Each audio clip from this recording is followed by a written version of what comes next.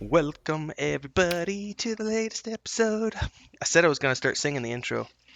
Oh, yeah, this It's is it's true. this is true. Hello, Renfeel. How are you doing? What is the wine you have taken I today? did not. I actually don't have wine today, and What? But I I have my tea. I have I delicious have. green tea with goji. What did we have yesterday, Chris? What wine did we have? A Tempranillo from Alto Viñeta. It was yesterday. Sorry. So Chris and I, the Such disappointment. well, Yeah. it does I know it's my fault because there's a the place where we buy our wine is right around the corner, and they actually have a restaurant attached. Um, and you can go to this restaurant, and they instead of normally you go to a restaurant if you want a bottle of wine, you'll pay double or triple what you can buy it for at the store. But since they have their own cellar there, you can literally sit down at the restaurant, buy a bottle of wine off their menu from the same price that they sell it in the store, no bottling or no corking charge or anything. So yesterday we were like, let's go have a bottle of wine and get some. We call them in Spanish. It's tapas or bocadillas in Spanish. So Hmm. we went and had some. She had paella, which is big bowl of like rice with seafood in it, shrimp and stuff. And I had a roast beef sandwich with cheese, and then we had a big bowl of cheese and a bottle of wine. So I actually, since we had a bottle Mm. of wine yesterday, I was like, I'm not gonna have any wine today because we drank a bottle yesterday. So I was like, I try not to drink a bottle of wine every day. It's maybe a good idea. Yeah, no, we typically, I'll just usually have a couple of glasses every day, but since we had a whole bottle yesterday, I was like, I think I'll just take it easy today and have water. So today there's no wine on the menu, but I will be back to my normal wine reviews next week, so stay tuned for that. Yeah. Um, so last week we had a really good conversation about daily quests, which has sparked some really good commentary on the YouTube channel. So I want to thank everybody for coming out and being supportive and having conversation around that topic. But today we're going to talk about something which we briefly touched on last week because we were talking about daily quests as they pertain to free to play games, and something that we've been talking a lot about today, basically. In my Discord channel. If you're not there yet, you can find the links below. Renfield's Refuge. We've been talking a lot about price points, free to play, subscription based games. How much is too much? Are companies charging enough? Why are so many big AAA companies launching products that are not complete at launch?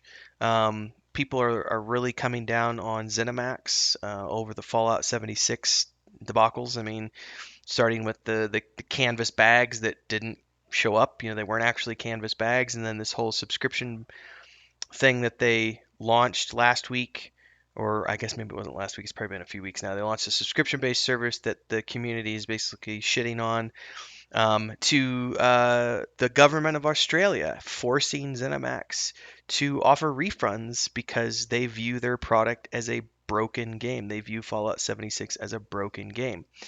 And so there's a lot packed into all of those things. So I think we should start off with,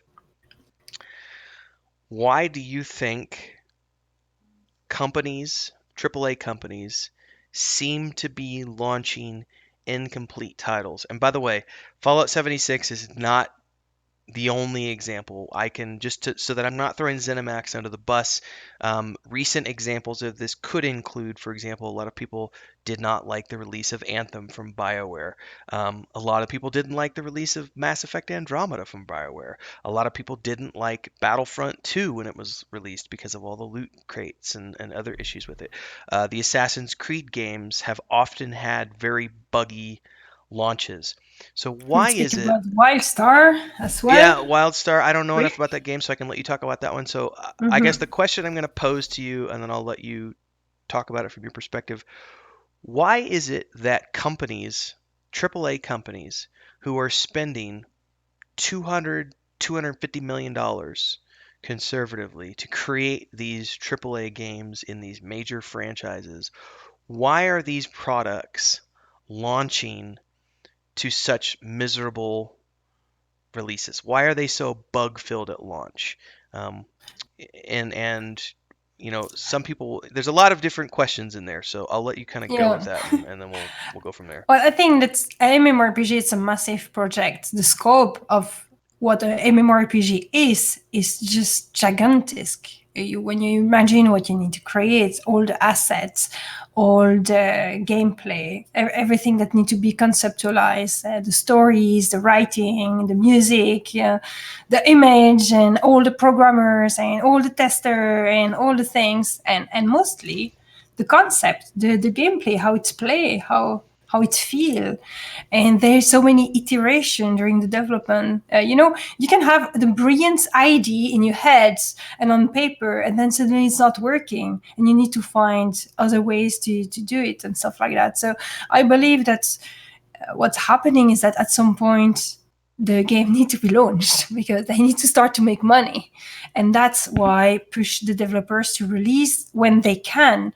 And sometimes when they can, it's when there's not too much bug, but there's still some. And then you will have the customers that are really nitpicky, and they become more and more nitpicky with the years. And so of course they will not have the forgiveness, the tolerance that maybe we once had before. I remember the first game I was playing. Okay, maybe it's a bad example. Anarchy Online. I know it's a bad example, but anyway, sometimes the server were down for 2 days, and it was like, oh yeah, that's too bad. But I was not going to rage about No, it because nowadays you have people it who are seems like, normal. I want a refund, and I want Yeah, 2 months free subscription because you ruined my life for 2 days. Yeah, people I overact. I think we needed to have and I know why the public do not have so much forgiveness. It's because there had been a game that were released in extremely bad state to the point where it was not acceptable.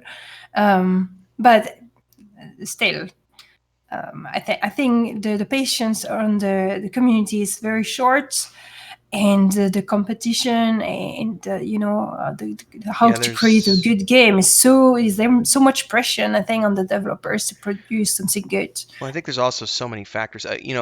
Looking back, I'm gonna go back a few years now to the Mass Effect Andromeda release.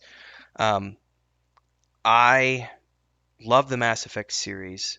That game, I pre-ordered it. I was watching all the development streams. I was signed up for like 2 or 3 years to get updates. I was very hyped about that game. It came out. I had a blast. Loved every minute of it. Loved the game.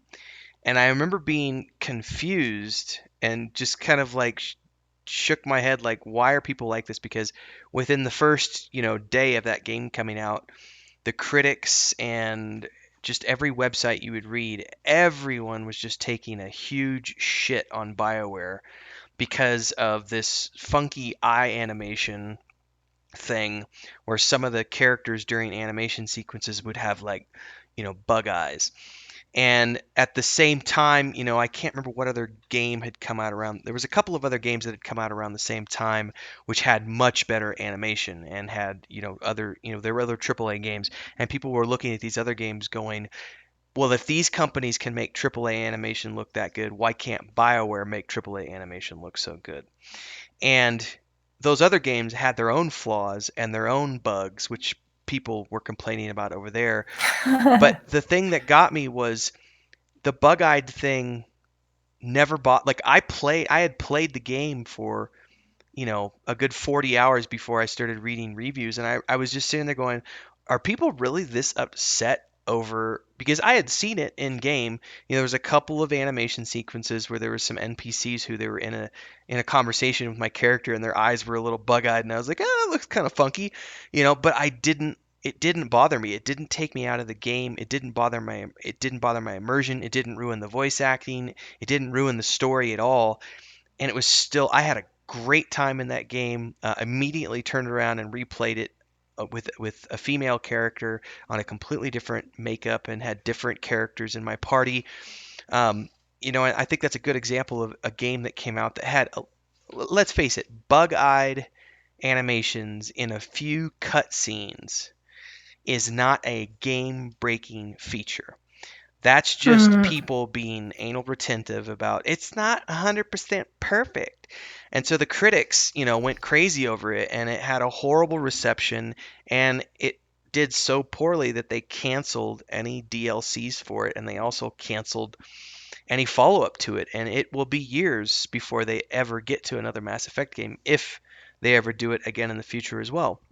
So, I think Yeah. on the one hand, I think the community this goes back to the social justice warrior stuff we were talking about a few episodes ago about all the snowflake people who just have to be right about Mhm. every single thing. Just giving Blizzard crap for wanting to create a mobile title. I think this is mostly, in my opinion, it is mostly a case of the consumers.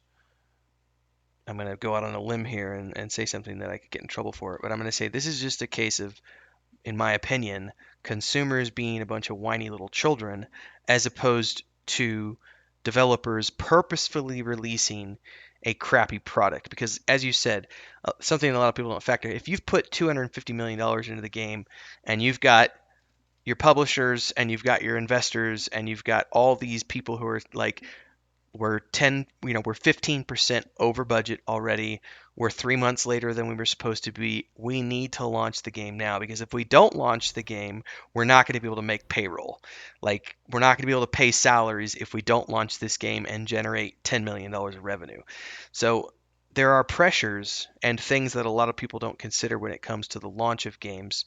And like you said, companies have to get it to a point where it's like, you know what, it's good enough.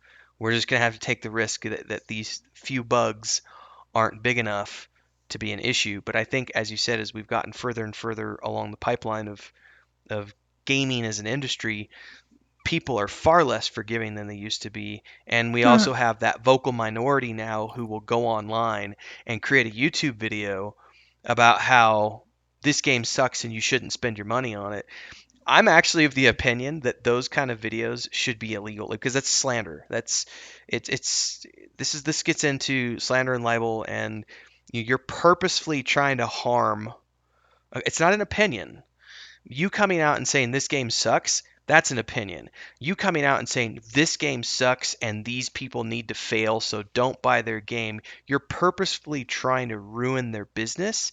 That gets into legalities of that's it's not opinion anymore. You're actually trying to hurt the company with your videos and stuff. That kind of stuff is where I kind of draw I the I line. agree with you, but let's not push a little bit too much the censorship on YouTube already. It's That's already true. painful enough like it is. That's So true. let's skip that one. Um, so when the topic that came up today, since we're talking about buggy launches and things, and something that we were talking about in Discord is whether or not AAA games are worth pre-ordering when so many of them have such buggy launches. Go. You know, for me, it's a big launch. It's part of the risk of having a game release. So I always expect to have queue, and I always expect to have server that crashes, and I always expect to have bugs the first weeks of the launch of a game. It is something I find normal, so I'm not pissed off when it happens. Sometimes I even say, okay, I'm not going to play that game the first week. I'm going to wait some week later to that they have catch up. So that's up to you. But I think it's important the number of people that are, oh my god, there's too long queue. But yeah, the game is more successful than anticipated. Is it that bad?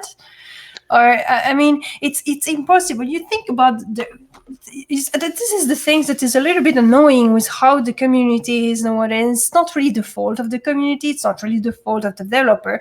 It's just a misfortunate situation where you have, for instance, a new game launch. You know that every server will be cramped with hours of queue because everyone wants to play it at launch. It's super important. They will play it intensively for 1 month, 2 months.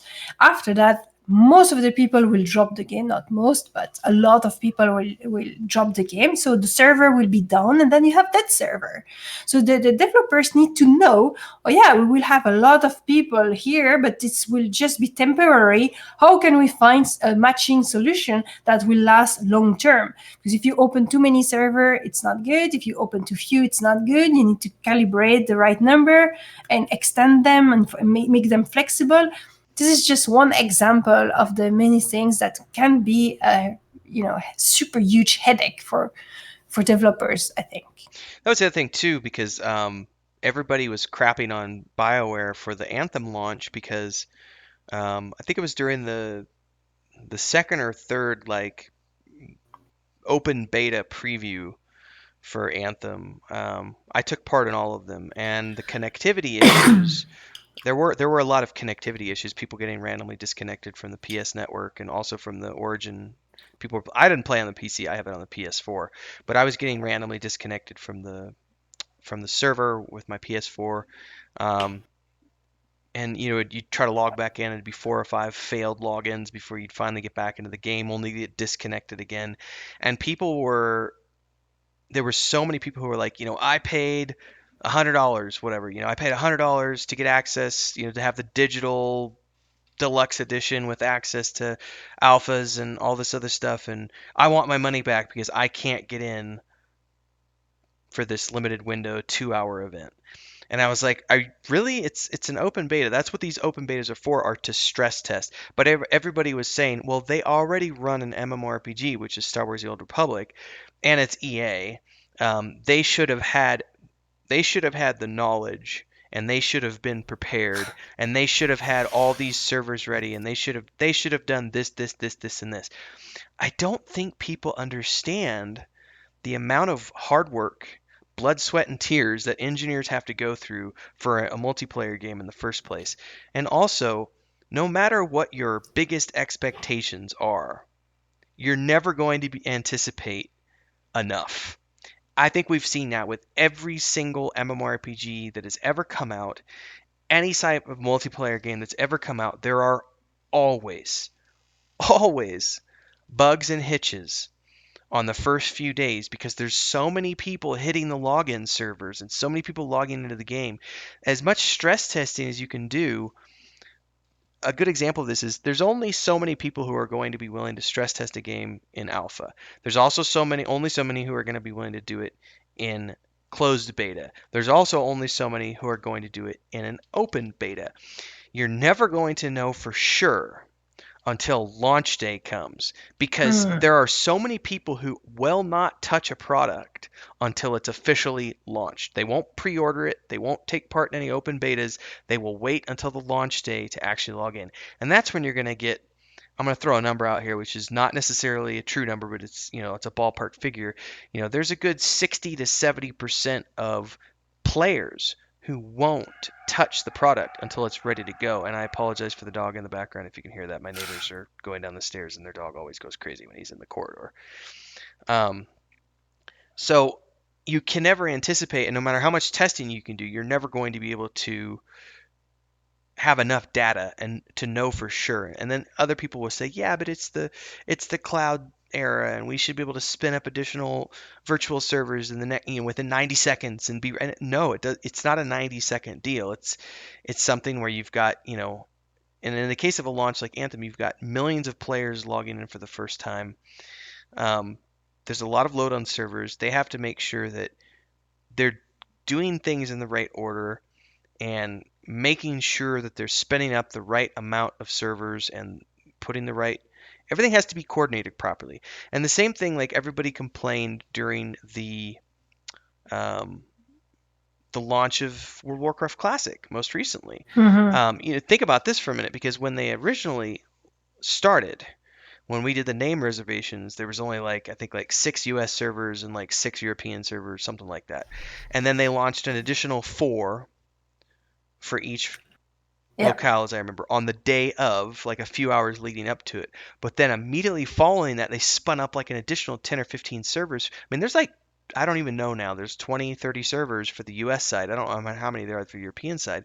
But they ended up spending, more than double the amount of servers that they originally anticipated were going to be needed for the launch product, because as much as they had thought they were going to get, they got more. And in the case of Blizzard, they were being very careful to make sure that, hey, this is why we prefer to have queues on our servers, because we want to make sure, and I'm going to dive back into something you said a minute ago, we want to make sure that the long-term communities are going to be here for a long time. We don't want a dead server. So it'd be better to have queues now than to have a dead Mhm. server 3 months from now. So interesting little bit of data that some people might not know. This is not the only data out there. This is just what I know from my work in the industry. Um, any MMORPG that you have out there, there is a roughly 5 to 7% ish. Depends on the game. It can be higher, it can be lower, but it's 5 to 7% of the people who buy your game are going to be your lifetime subscribers. So they will buy the game, play the game forever. They'll make it one of their primary games, if not their only primary game, and they will play it Hmm. on a regular basis. Then you have a roughly, 40% group of people who will buy the product, play the product, and within 2 to 3 months, they'll forget about it. They'll go on to the next game, and they'll probably never ever come back. And then there's another 50 to 60% who will, and I believe the creative director of Final Fantasy 14, Yoshida, I forget his last name, talked about this in that documentary on Final Fantasy 14. There's that 50% or so who will buy your product and they will play your product for a few months at a time, and they will put it in their cycle of games that they enjoy, but Hmm. they're not going to play your game full time. They're going to play it for 3 or 4 months. Then their other favorite game, which might be Guild Wars 2, comes out with an expansion. They're going to go play that for 3 or 4 months. Then World of Warcraft has an expansion. So they're going to go over here and play Warcraft for 3 or 4 months. Then Lord of the Rings Online has a new expansion. They're going to go play that for 3 or 4 months. Final Fantasy 14 comes out for a new expansion. Oh, suddenly they're back and they're playing for another 3 or 4 months. But they're not going to play non-stop. They're going to. This is a roughly 50% who are going to play periodically. Now, Yeah, and that launch that you're going to get, whether it's an expansion launch or a launch day of a brand new game, like you said, within the first 2 months, roughly 40 to 50% for any single game that you're talking about, within the first 2 months, 40 to 50% of any MMORPG out there, 40 to 50% of that population is gone within the first 2 months. It's not because it's a bad game. That's just the way people are. They, they yeah, they exactly. buy things, they play it for a couple months, and then they're off to the next thing. And then if you can get that And they are not 60, bad people no, either. no, they're not. So when you talk about these games having rough launches, it's like it would be better to have a rough launch than to have a dead game. You know what I mean? So Hmm. as much as, and here's the other thing too, like I can anticipate having 20,000 players trying to log in at the same time onto my single server on day one, right? Um, and that's for every server. I mean, World of Warcraft, I think they talk about the new classic servers have like a peak of 50,000 people per server, which is huge. Back in the day, it was like, EverQuest 1 had populations of like 1,500 to 3,000 per server. Now we're talking about server communities that have 20, 30,000 people or 50,000 on the large end. So if you've got 20,000 people who are all trying to log in at the same time, the last thing you want to do from a company standpoint is to spend $500,000 as an example. You don't want to spend $500,000 to buy a bunch of server architecture and everything else just so that you can make that login experience perfect for those 20,000 people, because that within 2 months, you're only going to have about 12,000 of those people still playing the game, because the other 40 to 50% are going to go off and do something else. So why waste that $500,000? Why waste that $500,000 buying a whole bunch of server architecture that in 2 to 3 months is not going to be needed anymore? It would be better to figure out how to make, like Warcraft did, just have queues. The queuing system works. It's not necessarily a great experience to sit in a queue for 3 hours, but on the back end, it saves them a whole bunch of money, and it helps the server community in the long run. So it's kind of like that. Yeah, What doesn't kill you makes you stronger. it's a difficult thing because in the same times, while a game like World of Warcraft or Final Fantasy may have the forgiveness in the players in a way, maybe not their forgiveness, but they are going to play anyway. Yeah, they have brand recognition. So Well, so they might just, they are a little bit addicted. They really wanted the game, so they are whining, but they are going to do it. But some game will not benefit from that. And if they have a problem and they don't solve that problem fast enough, then they will lose their customers and they will never come back. that is a And risk. I Yeah. think it's a little bit what happened to Wildstar we were speaking about earlier. Wildstar it was a very new game and they had different flows. Some of it was the design philosophy that were aimed towards unicorns and not normal players, but that's one thing. But the other fact, it was some aspect of the game were extremely laggy. It was impossible to be in the city because it was super, super laggy. There was several bugs that were really causing a problem of enjoying the game as it was at that time. And you couple that with different other issue and then you get players that just drop the game off, especially when you have Arcade that just released a few months later. And I remember very well the launch of Wildstar because it was pretty sad, and it's a sad story. It was such a good game with such good ideas. Really, I was so excited about that game, and I miss him. I miss it. For those that do not know, Wildstar had been closed, so Yeah, I it think doesn't about exist was about a anymore. year ago now, wasn't it?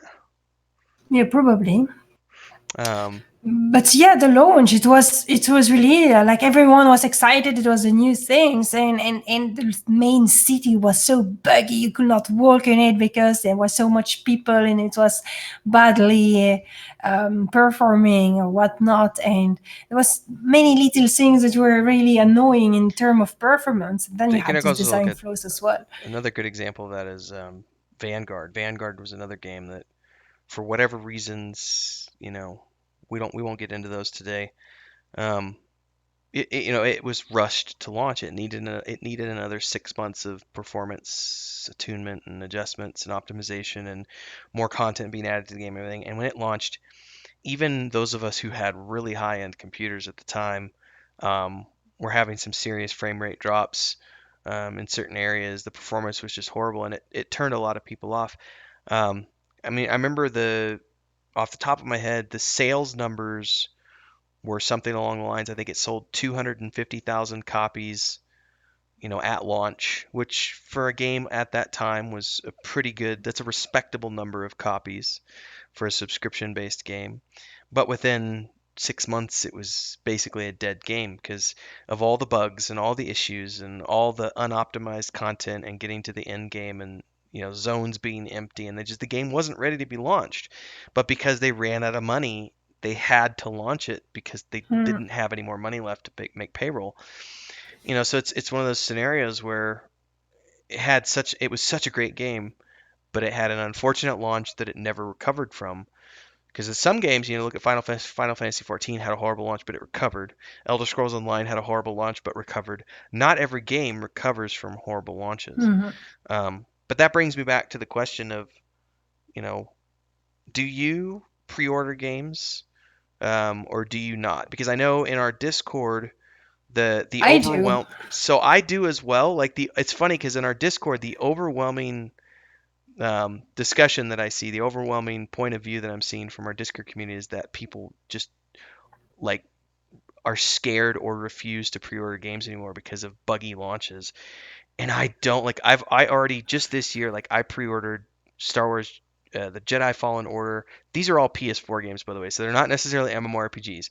But I pre-ordered Jedi Fallen Order. I pre-ordered um, Cyberpunk 2077. I've pre-ordered Last of Us 2.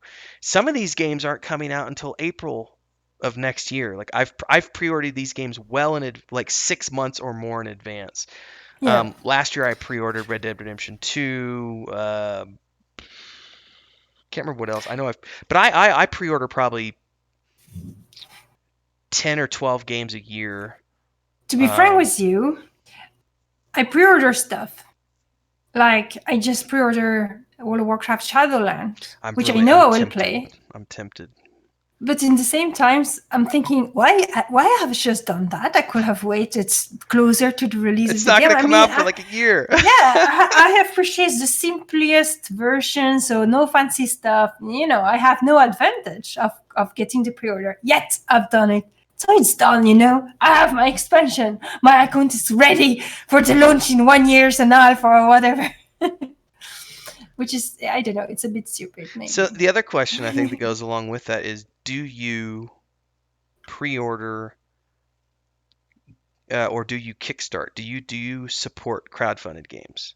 Yes, I do that sometimes. Sometimes I need to really be convinced. I have done it for Ashes of Creation because I really, truly, um, convinced me, and I believe in this game. And it was to the point where I say, okay, even if this game is not for me, because you have a big PvP aspect of it, and I'm not a PvPer, so I know that even if I like the idea in the project, I may possibly not enjoy it because of how the PvP happened with the players. It's not something you can really evaluate in advance.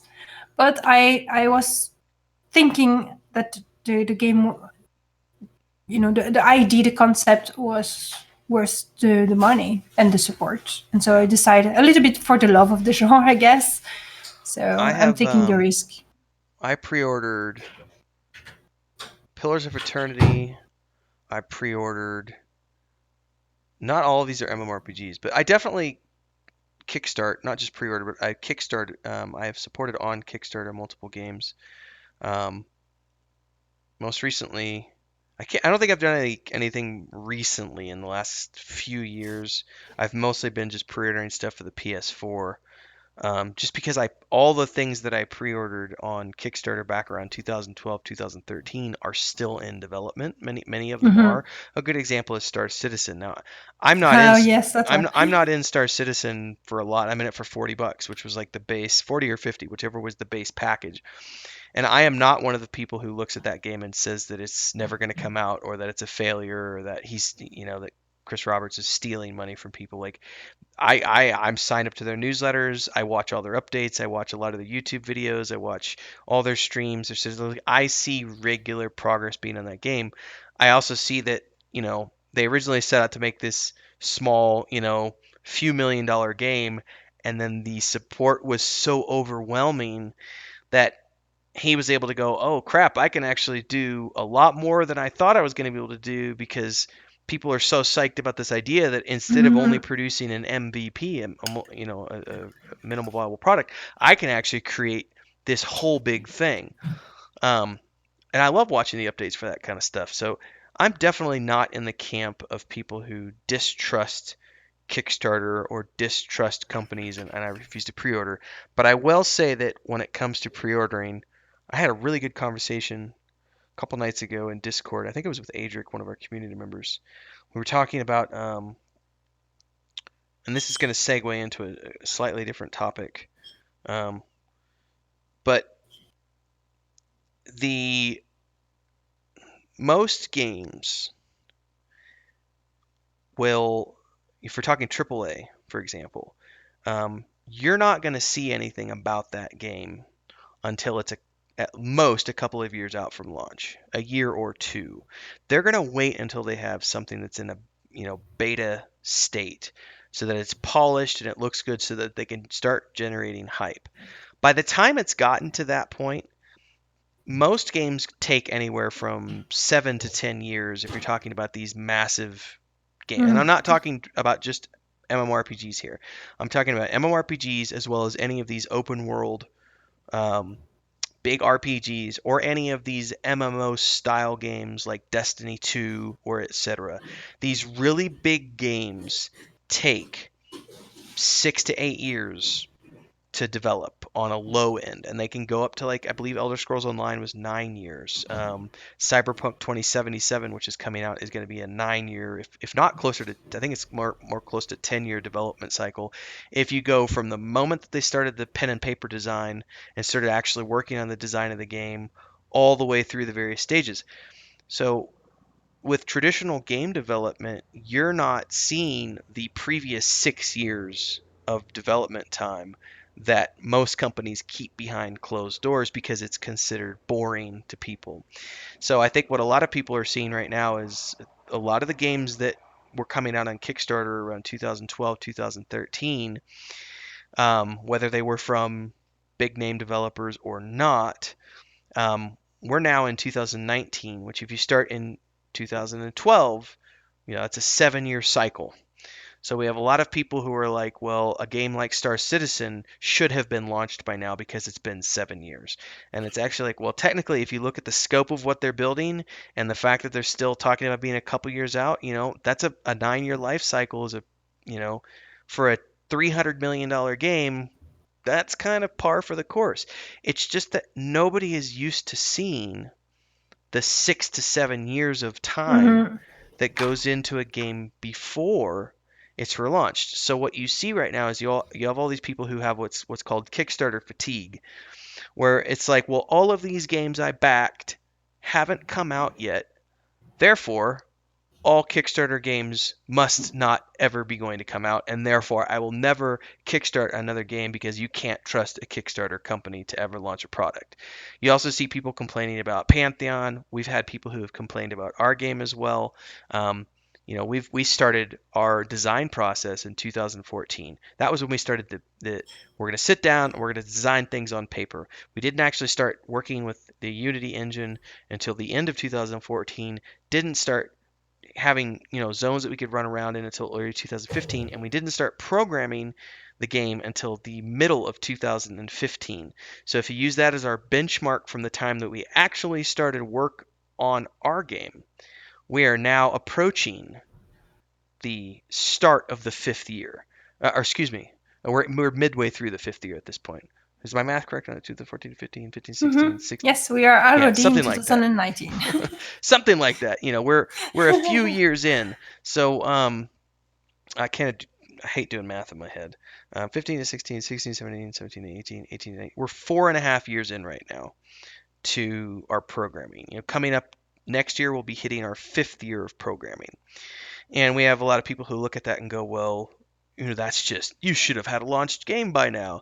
It's like, technically, no, because we're only entering into the, Yeah, fifth, and it's a sixth year of part-time team programming. too. It's Well, not a yeah, full up until this point, studio. yeah, and that's the thing too. Like a lot of these companies have full teams of 150, 200 people. Sometimes it could be as small as 30 to 50, but depending on the scope of the game, even if you're full time, it takes a long time to get that. That's why a lot of Mm. people said that Cyberpunk 2077 was vaporware because it was announced forever ago, but nobody saw anything for like 6 years. There was nothing above and beyond the original announcement. And then a couple of years ago, maybe it was last year or the year before last, when they came to E3 and they showed that first playable demo, people were like, "Oh wow, this is actually real." Like we all thought it was vaporware, and it's because there had been 6 years of silence where Mm. the company was just busy building the game. And so I think that's what a lot of people who don't trust companies and say that they're not going to pre-order or that they don't trust Kickstarter.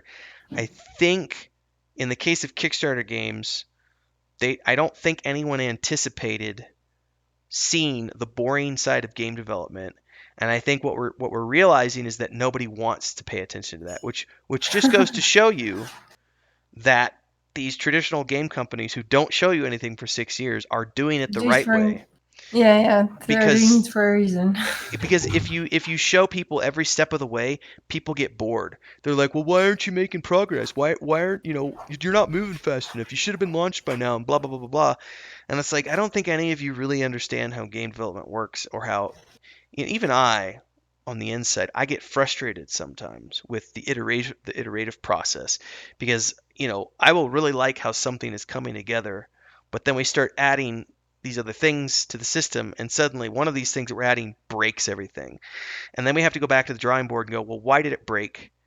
And then it's like, oh, well, now we're going to have to redo this whole thing over here to fix this thing, and that means Mm. we're going to have to spend an extra 6 weeks making this work with this new component. And that drives me nuts because it's like, we were going great, moving full steam ahead, and all of a sudden you hit a roadblock, and it's like, well, now we got to take 2 steps back to make another step forward. And that can be a very frustrating experience for me as a developer.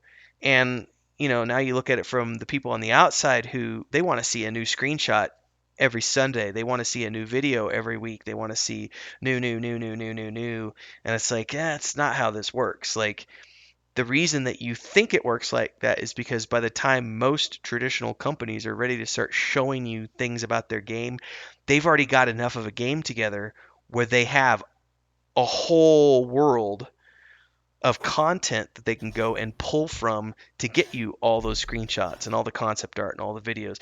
Talking about WildStar again, I remember, even though I didn't play the game, I remember one of the things I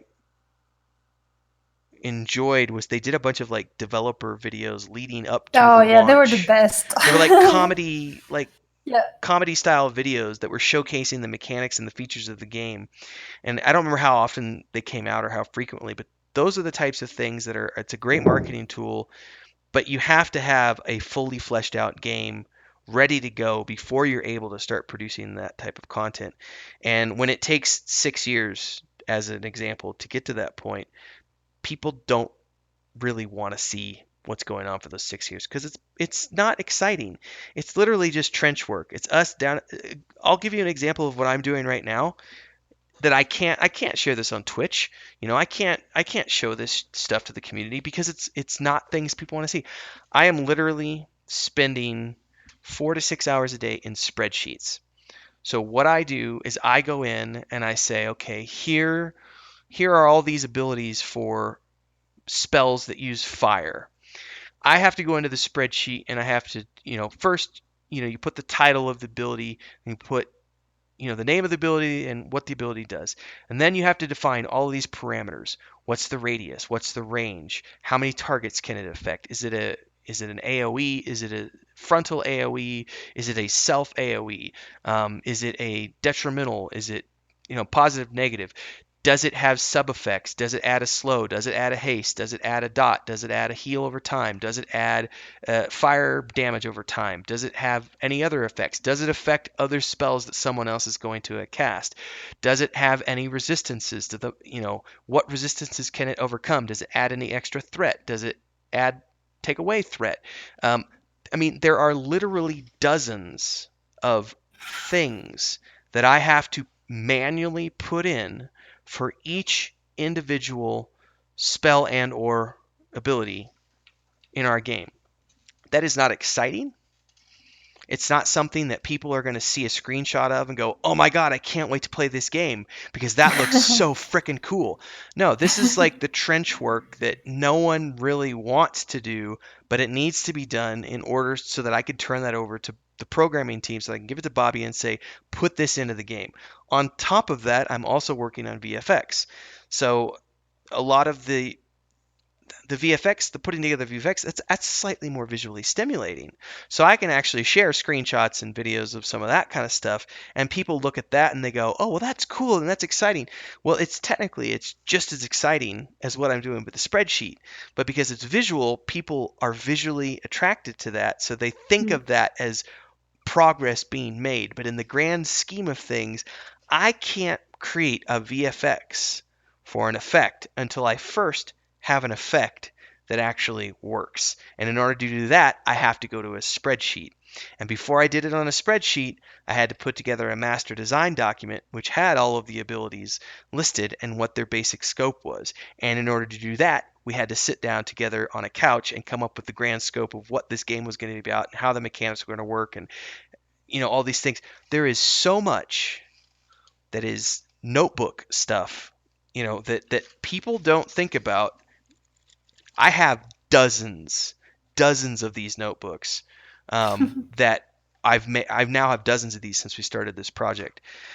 Then, and I would say 80% of it is shit that gets thrown away later on down the road because you're rough drafting things and then you're refining. It's no different than when you write a short story or a novel.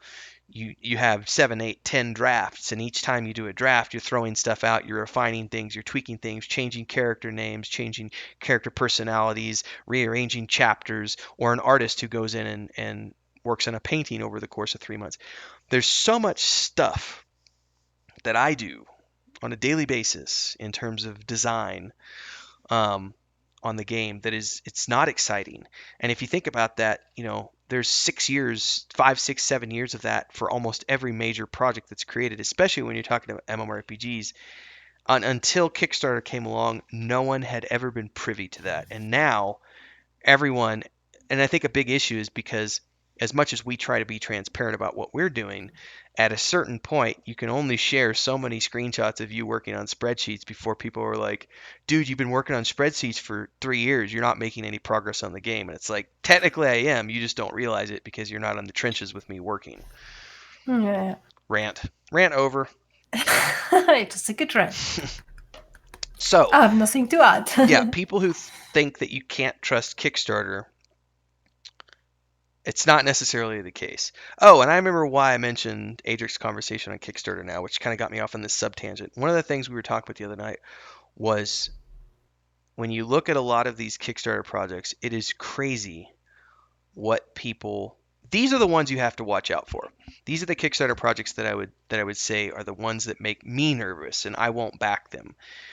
When they have, here's our base goal, and then it's like all of a sudden they start throwing all these stretch goals out there, and the stretch goals have these ridiculously low amounts attached to them. Like, we're going to add, so let's say the game, they want $100,000, right? And then they're like, and if we get $115,000, we're going to add fully voiced, it's going to be a fully voiced game. I'm sorry, but you cannot hire a team of professional voice actors for $15,000, especially not if you're going to be working with union actors. If you're going to be working with your buddies and your friends from high school and people that you know who you're going to pay $500 to $1,000 to come do a few lines of voice, then yeah, but that's not professionally voiced. Or if someone says, we'll add, you know, mounted combat. This is one of my favorite. You'll see a lot of games that are like, we'll add mounted combat, and it's tied to like a $30,000 stretch goal.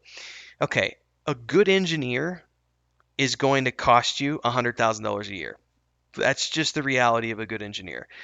A good engineer is going to need 6 months to a year to develop a mounted combat system for an MMORPG. Minimum. That's the minimum in my opinion. Because you're going to have these iterative processes. It's going to have to go through alpha and beta and et cetera, et cetera. And it's not just about the creation of that mounted combat system. It's also, you need animations, and you need VFX, and you need armor, and you need styles of horses, and you need all of these things to make that mounted combat system works. So at the end of the day, you're going to need half a dozen people, 4 to 6. You're going to need 4 to 6 people working together to make the mounted combat system work. So you've got an engineer that costs you $100,000 a year. You got an animator that costs you $70,000 a year. You got an artist, maybe 2 artists that are costing you like $65,000 a year, because you can get some juniors on that. All these things come together suddenly to create the mounted combat system. You actually need $300,000 to $500,000 if we're talking, AAA quality, to actually make this work. And yet you'll see this ridiculous stretch goal in a Kickstarter for like $30,000. In no way, shape, or form can you do that for $30,000. So these are the ones you have to watch out for, because that kind of crap actually, that's when you have the issue of so many of these games. And since you brought up Ashes of Creation, I am going to throw them under the bus a little bit here, because I know they're one of the examples of a game that went to Kickstarter and proposed this grand idea. And then within 2 years after their Kickstarter, they made a public announcement that, oh, well, technically the Kickstarter was only for our MVP. We still need another, I don't remember what it was. Like, we still need another 10 or 12 million dollars to create the full vision for what we want to see. So we are therefore looking for outside investors to help us, build this game to the scope that what we want. So they're one example of a game that has done that. There have been lots of companies that have gone to Kickstarter, and they offer these stretch goals for this ridiculously low amount of money. And then they start developing it, and it's like, oh crap, we're actually going to need like 2 more years to make this happen. We know about that because Ashes of Creation is funded by the creator, which has put 30 million, I think. No, there was I'd have to go back and pull up the quotes and stuff, which I'm not going to do right now, but it was a couple of years after they launched. they made an announcement that they were getting additional funding from outside places. And that was around the time that they had hired the. Yeah, then maybe it's to But speed up the process. I know he also put in a huge chunk of his own money. Chronicles of Yeah. Illyria also did this. There's multiple games that have done this where the companies have had these Kickstarters where, and it's not just them. There have been a lot of games that haven't funded. Um, Because here the Kickstarter they really use as a promotion tool. That's what they were saying at that time. It was supposed to be a promotion tool, and when they unlocked different things, it was really things they wanted to put in the game originally, but that was not primordial or most important. But since the public added the money, they could then unlock them. Because the base game was, let's say it that way, was already funded. But now I know that it's hiring all the time new developers, so maybe they want to have additional money to speed up the process to work faster. yeah. I just think that that's the one area of Kickstarter where I could say that people should be leery of is when a company has some massive mechanic tied to a ridiculously low amount of money for a stretch goal. Because it seems to me like stretch goals are just this fun way of saying, hey, give us more money because we're going to Yeah, make it's this. basically that. And at the end of the day, I think that's also why you see so many of these products that take forever to be developed because the people who went into these Kickstarters had good intentions and maybe they thought that they were going to be able to do these cool ideas for stretch goals, and then they got to actually creating the mechanics and the programming Hmm. the stretch goals and went, holy shit, like we're going to need a lot more time and a lot more money than we thought because this is not something we're going to be able to do in like 3 months. We're going to need 2 years. Um, so I know from our perspective, we've tried very hard, especially like the last 3 years. I've tried really hard. I stopped talking about features and mechanics, and I put out that blog post. It's got to be at least 3 years ago now. I'm gonna look it up now that I'm thinking of it. Feature. It's called Oh yeah, I feature. I remember. think it's called feature complete managing expectations. I'm looking for the publication date on that right now. Oh, this actually isn't linked to a um, forum post, so I'm gonna have to go back to the actual WordPress side of things, see when it was originally written. October 2nd of 2006. So yeah, 3 years ago now. Um, wow, I'm surprised I got the timing right on that. So pretty much exactly 3 years ago, I put out that post and I stopped talking about things because it was like, we had so many people asking questions about things like housing.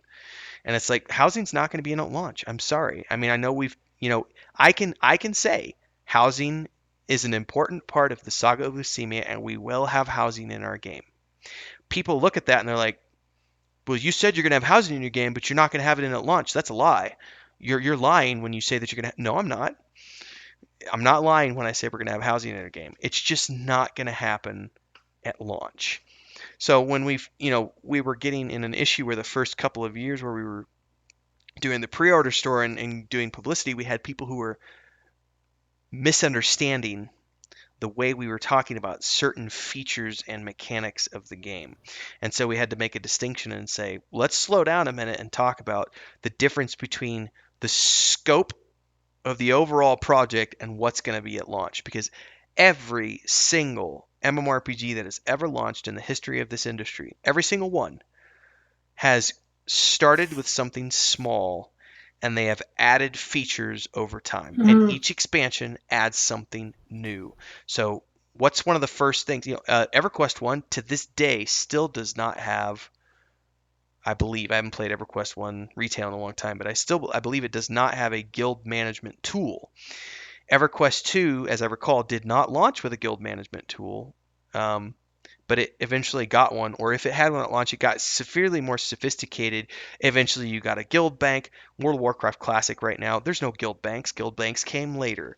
Um, there are all of these features for every single MMORPG They start small and the game builds on that success and they add things over time. So no game, no MMORPG is ever feature complete when it launches. That's the beauty of a live product, of a live service, of a game as a service, is that it's meant to grow and evolve and expand over time. So I think people have a lot of mistaken perceptions about how an MMORPG is supposed to launch, because people are like, but it needs to launch and it has to launch with housing and instances and full raids and Yeah, but everyone wants a maximum, of no. course. Well, I But had somebody had made the statement the other day that they would never buy a game.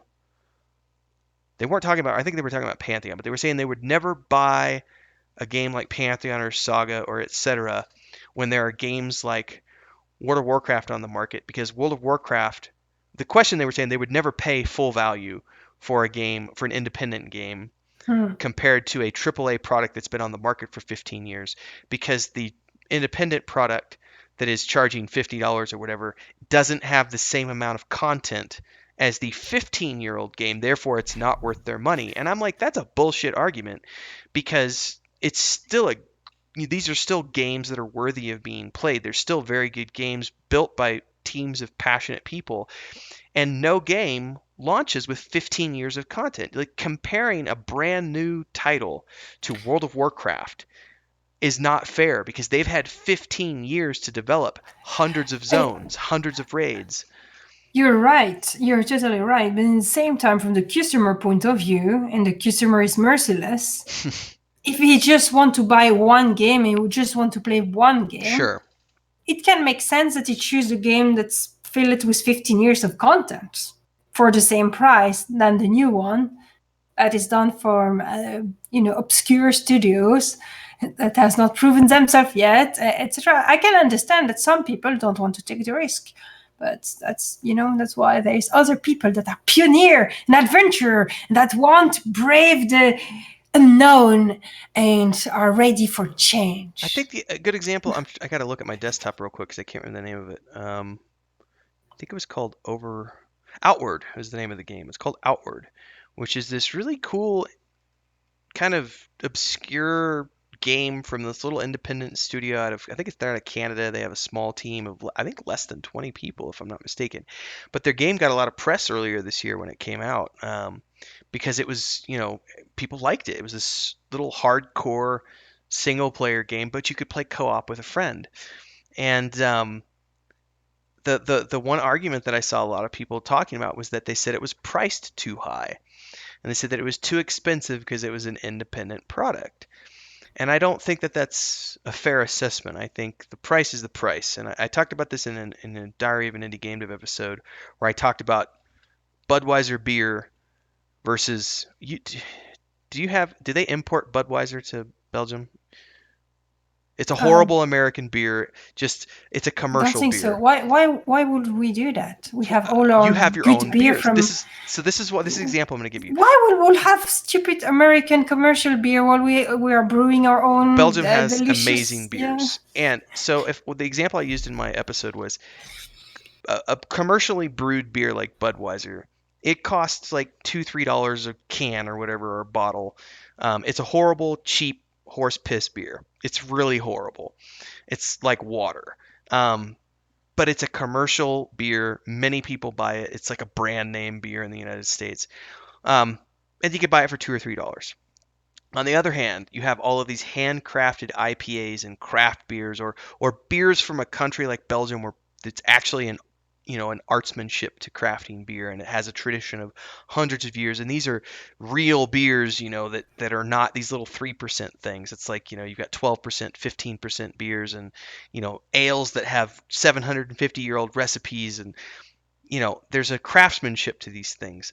Obviously, you can't buy these for $2 or $3 a can or a bottle. It might cost you 10 or 12, for a pint in the pub. And the reason is because it's a handcrafted item. So, using that as a perfect example, I would argue that independent games, which are handcrafted, should cost more than AAA commercial products, because in many cases, not all cases, but in many cases, it takes far more time, energy, and effort and hard work and perseverance for a small independent team of say 20 to 15 people to put together something that looks as good as a AAA product, as opposed to a company say like EA, who can they've got tons of money, so they literally can just pay all these different little developers to make all sorts of different games. They're fun games, but they're commercial games. I'm going to give you a very good example. I bought first purchase I've made in a long time where I felt like the price tag was not worth it, and the reason is because I'm not a big fan of playing online or the co-op stuff for it. But Call of Duty Modern Warfare, which is the most recent thing, it's Oh a yeah, multiplayer but game. Call of Duty. Oh, okay. The single player, the single player experience, one of the most brutal, like jaw dropping. Like I've never been uncomfortable playing a video game. I was uncomfortable during segments of this game because they really make you. You're in the you're playing soldiers and you're doing things that are morally, not good. And but I will say this: the single player campaign was amazing. It was also extremely short. I don't know how many hours. It was like 3 sessions, I think, like 2 or 3 sessions, and I was done. And I was literally like, I just paid $60 for like 12 hours of entertainment. And then it's like, as I'm playing, thinking, it's like, oh, to continue the experience, the missions continue in co-op, and then there's all the multiplayer. So this is meant to be a game that you then play online with your PS4 friends or whatever for many months to come as you go through. And they're going to add like 36 more missions and all this other stuff. So if you're going to play it for the full experience and you're going to be doing co op every single day with your buddies and all this other stuff, and I'll probably do co op once or twice a week. So I'll definitely get more enjoyment out of it in the long term. But for me to play, I felt the same way with Destiny 1. When Destiny came out and my brother and I played that and it was 10 hours and the campaign was over and it's like, "Oh, now we're just supposed to repeat the encounters on multiplayer for the next 6 months until the next expansion." Like I felt gypped because I had paid, so much money for this, Mm. 10-hour experience. So I can look at that and say I paid $60 for a AAA game that I got 12 hours of entertainment out of. Eh. Meanwhile, I paid $30, I think, for Outward, and I've already gotten at least 60 hours out of that game. And I have no idea how close I am to finishing it, but I'm just running around doing stuff and crafting and, just having fun. But I've gotten, many, many more times enjoyment and value out of that $30 independent purchase than I did out of a $60 independent purchase. That doesn't necessarily mean anything because everybody has their own version of value and what's worth it Hmm. or not worth it. But I'm just saying, I think it's silly when people look at an independent title and immediately assume that it's going to be of a lesser quality than a AAA because I've actually found in many cases that independent titles, much like craft beers, are much better than the commercial counterparts. Not always, but in most cases. It's also the fact that an independent studio is mostly a known studio. So you can understand it, and maybe you're taking a risk purchasing one of their projects Sure. because they have not done their proof before. But it doesn't change the fact that they may be genius and they can produce a chef-d'oeuvre, you know? Yeah, another good example is Pathfinder Kingmaker, I think is what it was called. It was like a isometric top-down RPG. Pretty sure that that company, if they had developed, they're an independent company. I don't remember how many other games they had done off the top of my head, but I know I think it was a Kickstarter project. Um, and it was just, I thought it was every bit as good as Pillars of Eternity, which was put together by Obsidian, which is a company that's been around forever, and they've done, yeah, Obsidian's an independent company, but they've produced, Knights of the Old Republic, Neverwinter Nights. I mean, they've put together some very classic RPGs. So even though they might be independent, they're definitely a AAA independent um, company. But I felt that that Pathfinder game was amazing, AAA quality easily, and I only paid. It was on sale when I bought it on GOG for like $20 or something, um, maybe 15. But yeah, I think it's important for people to understand that quality is subjective to the individual, but I don't think people should throw independent companies out with the bathwater just because it's an independent company. I think there's a lot of factors that go into that. Some independent titles will be crappy, sure, but also some AAA titles will be crappy. I mean, this Yeah. goes back to what people were saying, about games like Fallout 76 having a horrible launch and plagued with controversy since it's come out. Perfect example of a AAA company that has a product that, for all intents and purposes, is it's not failing, but it's not acclaimed like many of their other titles have been. Hmm. So, um, on that note, we'll save. I think we were supposed to bring up free to play stuff, but I think we'll save that for the next episode because we're already an hour into this. Um, so I think you and I can both agree at the end of the day that there's nothing wrong with Kickstarter. You just have to be conscious of the Yeah, projects, look at what the people are producing. be conscious in life in general, not just for purchasing video games. Just, Yes, you know, true. just makes sense. So use your best judgment, but don't automatically assume that every Kickstarter project is doomed to failure or it's going to be a bad product. And also, don't be afraid to pre-order games. I think that AAA studios don't necessarily need the money, but if you're an excited patron of that genre and you really love the game, why would you not want to pre-order it? Like you pre-ordering World of Warcraft 12 months in advance, or me pre-ordering Cyberpunk 2077 like 8 months before it was going to come out. Like CD Projekt Red does not need any more money to create that game. But it's not. That's not what the issue is about. I'm more than happy to pre-order it because I get access to fun little perks, leading up to launch, and I get some collector's edition things, and I like that kind of stuff. So for me, it justifies it. Um, I don't know. Anything you want to add before we wrap this up? No, why? Yes.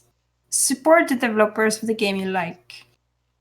I think that's important. I think that is important. Morally and financially, if you can. But otherwise, just, spread good mood and good words about it. I Because would. generally, people speak up only when they are unhappy. So speak Yes. up when you're happy. Speak up when you're happy about something or when a company is doing something good. And I would also say this doesn't necessarily apply to us because our pre-order store is closed right now, but it does apply to lots of independent projects out there.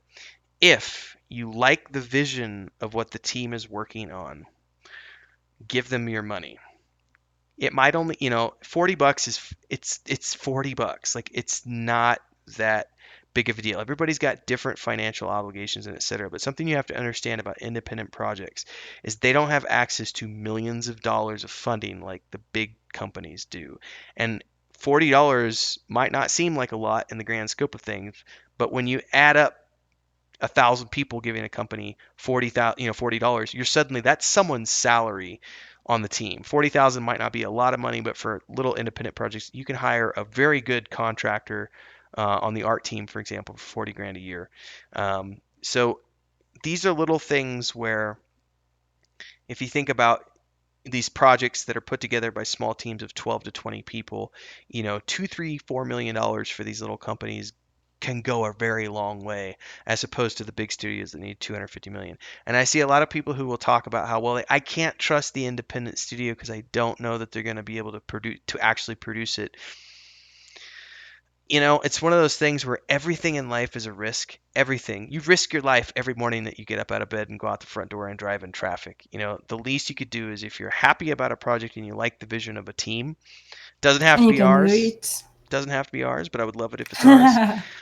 But you should support these independent projects as often as you can, even if they won't necessarily pan out, because these people, I guarantee you, these people are extremely passionate about what they're doing. And yes, there are always going to be scams that happen out there, but if you look at the statistics, the actual scams that have happened through Kickstarter and crowdfunded projects, it's in the single percentile digits. And if you do your due diligence and research the people behind the team and the people who are building this project, any project, you'll be able to find out whether or not they're trustworthy people and whether or not they're worthy of the money that you're going to be giving them. Because if you don't, and all you do is sit on the sidelines and complain about how none of the MMORPGs that are coming out today are good and the market sucks and the only hope is the independent teams that are developing games, but then you won't help the independent teams develop the games that you say are the hope of the future,